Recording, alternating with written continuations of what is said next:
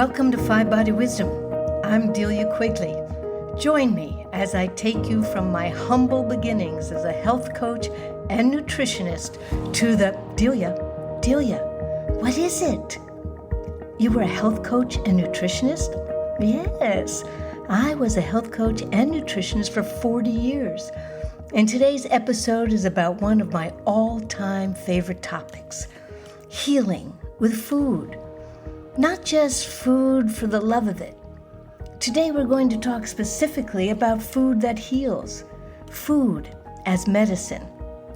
You know, I've lived many lives in this one long, evolving life, and through them all, food has been a powerful constant.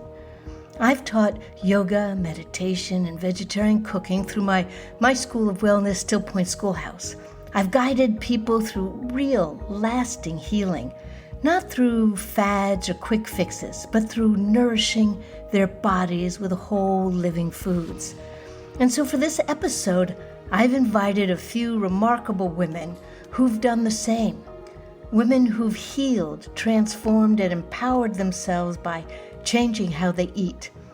Together, we'll explore what food as medicine looked like back in the 1980s and how it's shifted over time. This is the kind of food that clears your mind, energizes your body, balances your mood, and still tastes absolutely delicious. So stay with me, and let's talk about food that truly feeds you from the inside out. Come on, let's dig in. Growing up as a standard American diet eating family in the 1960s and 70s and 80s, I had zero concept that food could be used as medicine. And it wasn't until my mother was diagnosed with cancer for the second time that I started to understand food. So in the 1980s, my mom had a radical mastectomy. She was diagnosed with breast cancer. They took off the breast. They took off the lymph nodes. They did, the whole thing. It was really radical. Radical meant exactly that. It was radical. And then she did, the radiation and the chemo, and she was considered, after 5 years, she was considered cancer-free. But 10 or 11 years after she was considered cancer-free, she fainted in the bathroom. And we took her to the hospital. Well, the ambulance came, took her to the hospital, and there they discovered that the breast cancer, even though she no longer had the breast, had now traveled to all of her organs. It was in her bones, it was in her liver, it was in her brain, it was in her lungs, it was everywhere. It was literally everywhere. So we started the process again of chemotherapy and radiation. And at that time, my dad had read an article about a doctor that had healed himself from pancreatic cancer, which is unheard of. Pancreatic cancer, you get diagnosed and, 3 to 6 months. That's what this doctor was given. His name was Dr. Hugh Faulkner. He was given 3 to 6 months to live by his colleagues, and he changed his diet and he changed his lifestyle and he healed his cancer. Or I should say he lived for an additional 10 years beyond his diagnosis. So my father read that article and said to me, he goes, Ann, let's try this diet with your mom. Because we already did the radiation and the chemotherapy and then the cancer came back. Well, let's try and double down. Let's do let's do the chemotherapy and radiation, but also let's do this diet thing. So I started to read up on this diet back in the 80s, it was the 90s. And it was called a macrobiotic diet. And I started to incorporate some of the things, brown rice, vegetables, things that came out of the earth rather than a box. And we said, okay, we need a little more support around this because it was a whole new way of being in the world. So my dad drove me and my mom up to the Cushey Institute in Beckett, Massachusetts, and I spent a week there. And during that week, eating that food, macrobiotic food, like whole grains, beans, vegetables, sea vegetables, fish once a week. During that week, I noticed that some color came back to my mom's cheeks. And I also noticed that I started to go to the bathroom on a regular basis, daily, which was uncommon for me because I was a chronic dieter. So I would go like once every 3 days. I was always feeling constipated because I wasn't eating food, right? I was trying to subsist on Diet Pepsi and fat-free cookies. But I noticed that within 1 week, my mom had a little bit of energy and I had an energy shift. And then we went home after that 1 week at the Kushi Institute, and we tried to incorporate as much as we could. We did the best we could with what we had, with the knowledge that we had. And my mom lived for about a year and a half, and then she died. And I'm a firm believer. I think that she died from the treatments for the cancer rather than the cancer itself. It was the chemotherapy and the radiation that was probably the thing that zapped her energy and took her life force away. And if I had to do things differently, I would have given her a little more building foods, because macrobiotics is very cleansing, right? Which is great, but maybe not so great if you're doing chemotherapy and radiation as well, which is also depleting the energy of the body. That was my first step into understanding how to use food as medicine. And then after my mom died, I kind of pushed all that stuff to the side and I continued on my life journey. And I was diagnosed with thyroid disease about 4 or 5 years later. That was health and wellness coach Andrea Beeman sharing her awakening to the power of healing with whole foods. And we'll hear more from her in this episode. Delia, what's with all the macrobiotics we're going to hear about on this episode? I know when I started out putting this episode together and I invited these 3 wonderful, amazing women to share their journey, I had overlooked the fact that each one of them had found their start with macrobiotics. Back in the 80s when people came to changing their diets, it was usually because they were pretty sick. Cancer was considered terminal, and by the time an individual decided to change their diet, they had been told by the doctor that they were done, go home, make their will, say goodbye to their children. They had only so much time, and either the children or their wife or they themselves decided that, well, I'm going to give food a chance. One of the most powerful healing with food modalities at that time was macrobiotics. Well, there was others, and you'll hear from them because there's a lot of fasting. So that was me. I was fasting a lot. I was vegetarian. I was fruitarian. I was following whatever was out there. I was following it because I was really severely depressed, and I had some health issues and eating disorder that just was crippling me. And I would go to the library as much as I could, and I would read all the latest books on what to do or to diagnose myself. And then one day I found a book, and in it was exactly what described me and my condition. And their treatment was, at the time, antidepressants, or what they called Valium. And I thought, no, that's not going to be for me. And I set upon, exploring food as medicine. And then my journey led me through all these diets to macrobiotics, as did most of the women you're going to hear from today. So I just wanted to give you just that little heads up because you're going to hear more about it as we go on. So let's come back and hear from Andrea again. When I was diagnosed, my doctor said, okay, you need to take radioactive iodine to destroy your thyroid. And I said, I'm not taking radioactive anything. I saw what radiation does to the body. I'm not taking radioactive anything. I'm going to try this crazy macrobiotic diet that I learned about 5 years ago. I'm going to try this macrobiotic diet and see what happens. So I started that diet. And lo and behold, it took about 18 months, but my goiter disappeared and my thyroid became normal. I was like, okay, food is really medicine. It just takes a little longer to work. It's not going to work overnight. It just takes a little longer to work. You got to be patient with it. And since that time, that was like, I was diagnosed back in like 1995 or 1996, something like that. Since that time, I've watched so many diet trends come in and come out. Every couple of years, we have a new diet trend, right? 60s, 70s, 80s, 90s. You had your macrobiotic, your vegan, your fat-free, your low-fat, your, right? All the diet trends. And then more recently, you have the keto and the paleo and carnivore, right? So we have all these different diets. There's also the low oxalate diet, the dairy-free. I mean, there's a diet for everything that you can imagine, everything and anything that you can imagine, there's a diet. And I'm going to tell you this, all of those diets work at one point or another in your life. And one of the reasons why they work, I'm going to say the main reason why they work is because as soon as you go on one of these diets, you take out all the crap. You take out the junk food and the fast food and the soda and all of the crap. That's one of the reasons why your body shifts into a different energetic pattern and it can start to heal. So I think that all of the diets that are out there have some validity. They have something about them that will shift your body into a different state of being. And then I think that the biggest job that you could have for yourself, right? The best job is to try to understand your body better and see what it needs. Do I need more fat, less fat? Do I need more meat, less meat? Do I need more vegetables, less vegetables? Am I eating seasonally? Am I eating locally?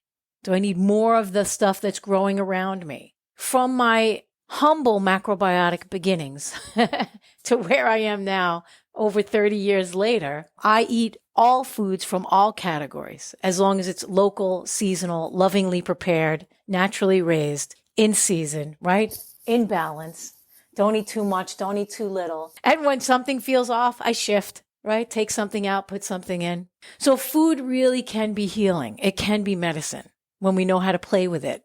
Take all the information that you can from all of the people that you can, maybe the people that don't have, I want to say, skin in the game. Although that's hard, right? Because all of the dieting gurus have skin in the game. But if you could find a trusted source, right, that'll just give you some information, then have you check on your own body and your own well-being and your own health. Always check in with yourself beyond anything that anyone says about any diet. Check in with yourself and literally ask your body, is this what I need at this time in my life? Your body will answer you. If you get quiet and you listen, chill out, get quiet, give thanks, and your body will speak to you. Your body, mind, and your spirit will speak to you. So contrary to what modern medicine believes, food is medicine. Food 100% can be medicine. It can be medicinal. It can also kill you. Right? Take a look around at the world today. That's all I got to say about that.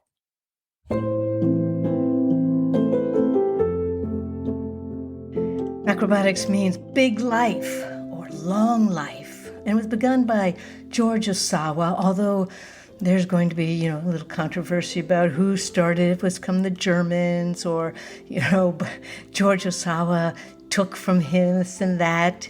But he was always into giving himself different illnesses and then healing them with food, particularly rice. There's a great story about how he went down to Africa and hung out with Albert Schweitzer in the jungle. I think he gave himself Ebola virus and then healed it with white rice.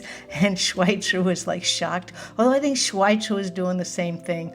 Anyway, he came back and he started a school in Japan. And his followers, his disciples, Michio Kushi and Herman Ihara, came to America. Kushi, he took the East Coast, and Ihara went out to California, where he started the Macrobiotics Center out there. And it became very popular because basically it is a 19th century agrarian rural farmhouse diet. And it's based on whole grains, vegetables, seaweed, beans, lentils, some fish, miso, soy sauce. And research and surveys had already come out claiming that the longest living people in the world were from Japan, based on this diet. I believe it was more rural Japan. And they lived longer than anybody. So once everybody found out about that, well, off to macrobiotics they went. But the way Kushi taught it, there was more. There was more about the energies, the cooking, the energy, the yin, the yang. It was amazing. It was a really amazing experience. And one of the people I shared that with was Polly Pitchford, who studied with me. We would fly down to Miami once a month, and all the macrobiotic teachers would assemble there. And we just learned as much as we could. We were like sponges. And to this day, I still use all those methods to keep me healthy and strong. So here's Polly to tell her story. Well, fast forward through years of teaching cooking classes, putting those together on stage and talking as a motivational speaker about healthy eating and exercising, etc. It's time to get a paycheck. The position I got was as a wellness, on-site wellness coach through Aetna. So I was hired by Aetna, and in the state of Florida, they were trying this new on-site health promotion specialist position, of which I was the first. I worked with a population of any county government or school government. You have A to Z. You have the mechanics, the field workers, to the, the admin and the executive branch and all of that kind of thing. So this was a microcosm of what the United States looks like. So it's mostly overweight, mostly unfit, mostly on medications. There were a smaller core people who we called scared fit or scared healthy. So they're the ones who are way overboard with, not way overboard, I shouldn't say that, but super diligent about working out 5 days a week, super diligent about the, foods that they eat, which is great because everybody knows someone in their family and their circles who are overweight or sick. It's mostly the unhealthy, the unwell who are taking medications to, diminish symptoms. People love coming to a cooking class, getting samples, even if they don't have any plans to eat those healthy things, they love coming to a cooking class. It sort of distilled down to, you know what? Of all of these populations that we're bringing these wellness classes to, if I can affect one or two people, we've done our job, because that's about the average of whose life you change, whose time it is just right to hear the message. It was a good reality check. So you can't know everything and be a good instructor and expect everybody to, follow along. It's more realistic to know that it's really that 1 or 2% who hear it, who follow it, and that's enough. And that's very gratifying. My magic, if I'm to pat myself on the back, was I truly believe that healthy doesn't have to be hard. We can't walk around with that thought process. Otherwise, we're never going to make the first change. So that's why I would always just say, okay, you don't want to change the way you eat. What are you drinking? Start somewhere. You love desserts and sweet. Let's start with something healthier, sweet wise, just one piece. So I believe the body has the capability to heal. Absolutely. But I think it would be really hard if you've gotten to a certain stage of disease. And I just mean not healthy, somewhere on the other side of that. The farther you get into disease state, the harder it is to come back, but you can always improve it. If I were ever diagnosed, fill in the blank, I would go straight back. Number one, I'd go straight back to macrobiotic diet for a bit, because what we learned was, let the body rest from the massive digestive process in order for it to have the energy to heal. And, the food you give it, can the body heal itself? You never know. But I feel, for me personally, since I have decades of feeding it more whole foods than anything else, that it has a good chance of healing if something is caught early. And I know enough to go to good sources to steer the body back on track. You have to take in organic energy in the form of whole foods, nothing that's been through a processing plant, nothing that's been through foods by Monsanto that mucks up the true natural energy of these foods that come from Mother Nature, planet Earth. The least processed, the better. And we never know the exact quality of it, but if that can be the foundation, the less processed from Mother Earth to our mouths is the best way to go. Our bodies recognize it and appreciate it.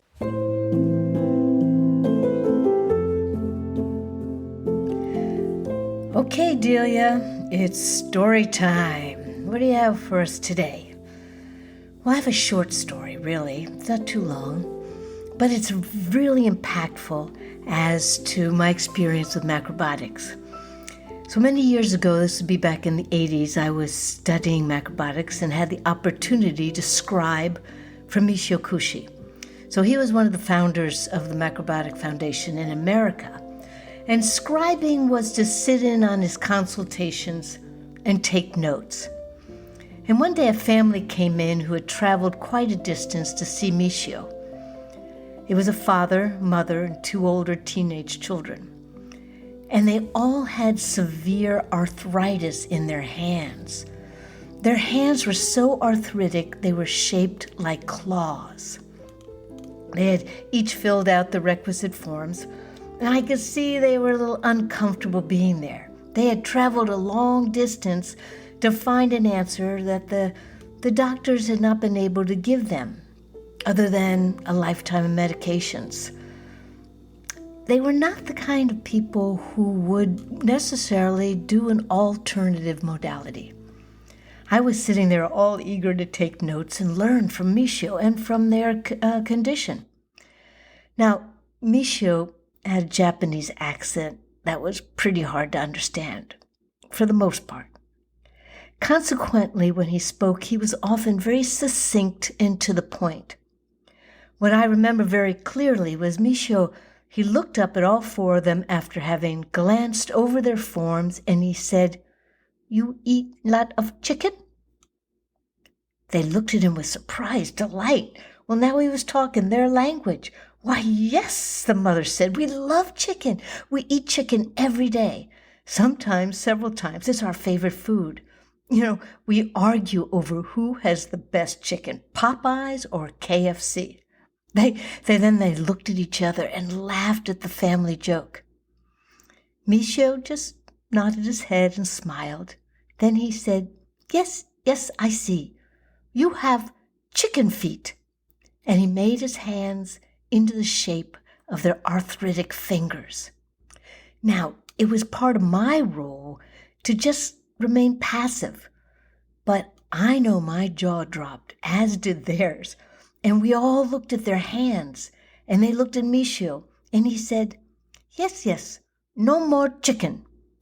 And well, that kind of ended the consultation right there. I knew they would have a really hard time eliminating chicken from their diets. They weren't quite sure to believe what he said, but they'd been to the doctors who had no cure, so they decided to follow his advice, give up chicken, and follow this odd diet of grains and vegetables and seaweed and beans. But once they did, their arthritis began to clear up. I thought, holy shit, the body never lies. All you have to do is pay attention to what it's telling you.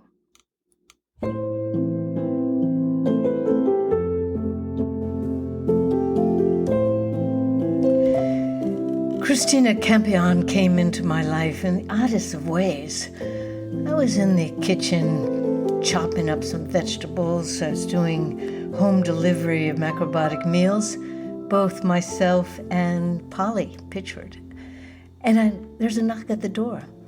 And so I go to the door and I open it, and there standing in front of me is the thinnest, most anorexic woman I'd ever seen in my life. And I don't remember exactly what she said to me, something about hello. She introduced herself, and she was interested in, she could help me out in the kitchen. I was the president of the Macrobiotic Foundation at that point in Sarasota, and I it took me a moment just to kind of gather my wits around me because I was so shocked. But once I did, I said, absolutely, come on in. And from there, that's been now a 40-year friendship. And I've watched her grow and change and heal. And she did it with macrobiotics. So here's her story. I actually remember that moment of coming to meet you, Delia. And prior to that, I had, in fact, already gone through a big experience of exploring macrobiotics on my own, having been introduced to it by some very wonderful friends in England in about 1984, I think it was.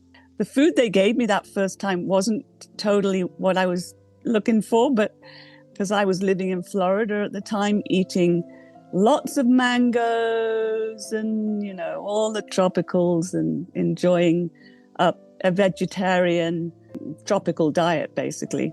They had given me a little book by George Osawa and said, you might be interested to know more about macrobiotics. But that very first meal they gave me when I stayed with them was pressure-cooked aduki beans, pressure-cooked brown rice, kabocha squash out of their garden, and steamed kale. When I got back to New York, the George Osawa's book was out of print, so they promised they'd send it to me. And when it arrived, I was in the midst of doing sort of carrot juices and some weird kind of things for keeping the colon healthy and all of that.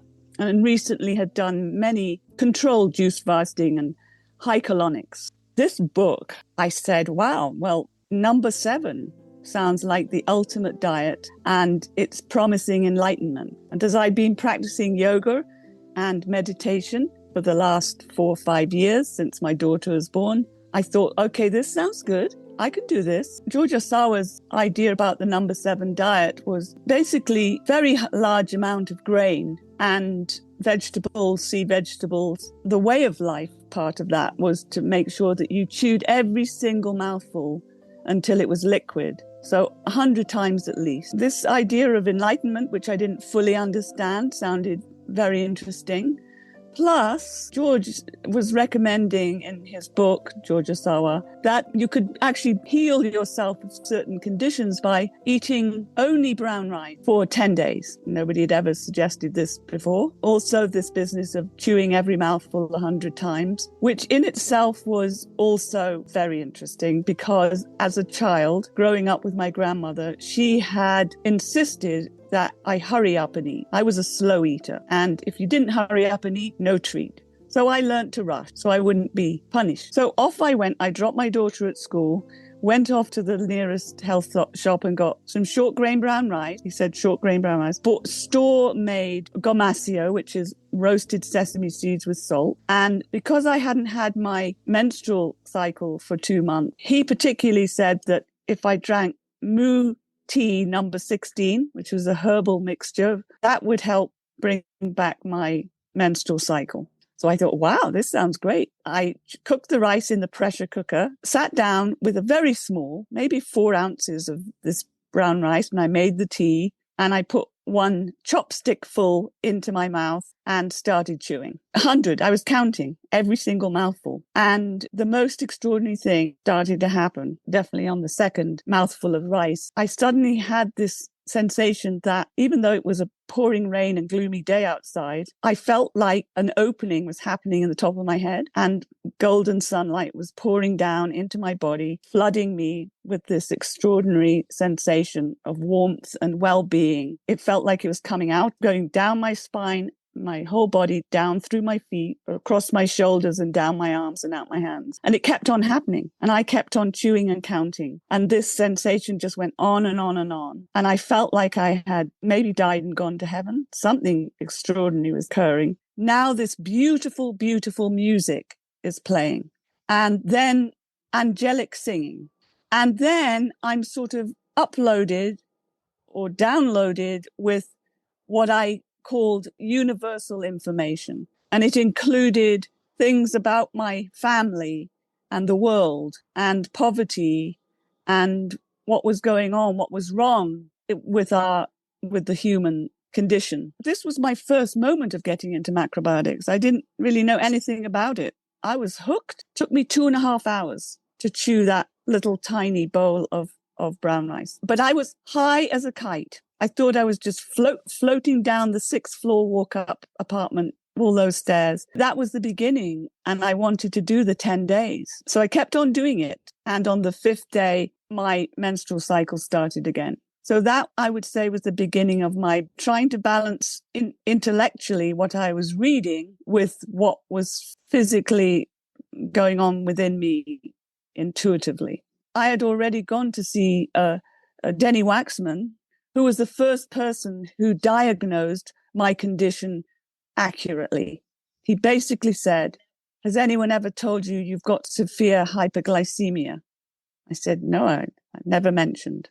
And he said, "Well, I want you to do this, this, and this." So that was my beginning of applying a carefully suggested, recommended, modern day macrobiotic diet. Well, it was a bit like night and day, really, because after the first consultation I had with Denny, and at that point I weighed about 75 pounds, 5'7", and everyone thought I was dying. You know, they all cried when they saw me. And I went to see Denny, and he said, "Okay, I want you to go home and do this, this, and this, and I'll see you in 3 months." And he said, "It's going to take a while. You're going to go through many changes." I would say it was about 2 years later. I weighed 140 pounds. It was a very simple, simply delicious diet. Everything cooked by me, everything just fresh. He wanted me to do everything fresh for every meal for the first 3 months. I don't think I would be here if I had not met and followed Denny's advice. Simple as that.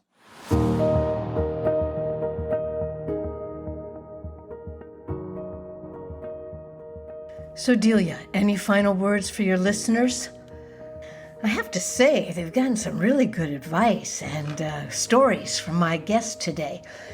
But I think if you're having a health issue, then the first thing you want to do is keep a food diary for a week. Write down everything you're eating, you're drinking, everything you're taking each day, each meal, snacks throughout the day. Just write it down. Supplements, medication, all of it. Write everything down on a piece of paper and then take a look at it. The adage, "you are what you eat," is for real. And what you eat is the root cause of many of the problems in your body. Find a good holistic nutritionist or health coach like one of the women on my show today, because it's best to have a guide, someone who's been there and knows the way. So I want to thank my wonderful guests today, Andrea Beeman, Polly Pitchford, and Christina Campion. And you can read all about them in the contributors page on fivebodywisdom.com. And I want to thank all of you for being here, listening on Five Body Wisdom, interviews with ourselves. This episode concludes my season 1, and I'm going to take a little break, take some time to plot and plan season 2, which I will debut in September. Thank you so much for listening. Please pass the word. Check out my website, DeliaQ, DeliaQ.com. And if you have any questions or anything you want to ask, please don't hesitate to get in touch. I'm Delia Quigley. Until next time.